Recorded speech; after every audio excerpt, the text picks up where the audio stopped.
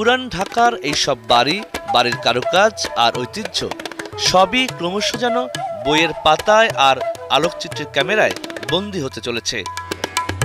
ঋষিকেশ দাস মুরাপাড়ার জমিদারদের বাড়ি ছাড়াও পুরান ঢাকায় শতাব্দী প্রাচীন এমন বাড়ির সংখ্যা কম নয়। তবে এসব বাড়ি অবিকল সংরক্ষণ করা গেলে কেমন হতো তারই এক প্রদর্শনী হয়ে গেল জাতীয় জাদুঘরে। এসব বাড়ি আর এলাকা সংরক্ষণের জন্য দীর্ঘদিন ধরে কাজ করছেন সংরক্ষণবাদীরা। তাদের আয়োজনের এই প্রদর্শনীতেও তাই দর্শকও ছিল অন্যরকম। কিভাবে শুরু হলো এই সংরক্ষণের পথ চলা? 2004 সাল থেকে আসলে শুরু হয়েছে।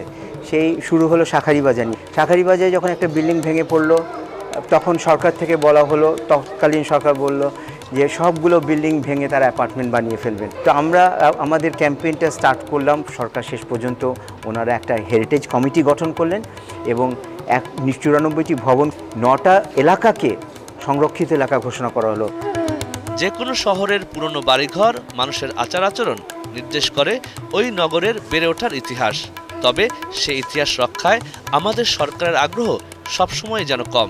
এসব বাড়ি এলাকা সংরক্ষণ করা গেলে তা শুধু ইতিহাস ঐতিহ্য সংরক্ষণ হবে না, পর্যটকদের কাছ থেকে আয়ও করা যাবে। তাই ট্রান্সফার ডেভেলপমেন্ট রাইট বা টিডিআর এর মাধ্যমে এসব বাড়ির মালিকদের ক্ষতিপূরণের আহ্বানও তাদের। টিডিআর বলে একটা জিনিস আমরা প্রপোজ করেছি গভর্নমেন্টের কাছে। আমরা 2 বছর আগে থেকে এটা নিয়ে লেগে আছি। শওকত মিল্টন, এটিএন বাংলা, ঢাকা।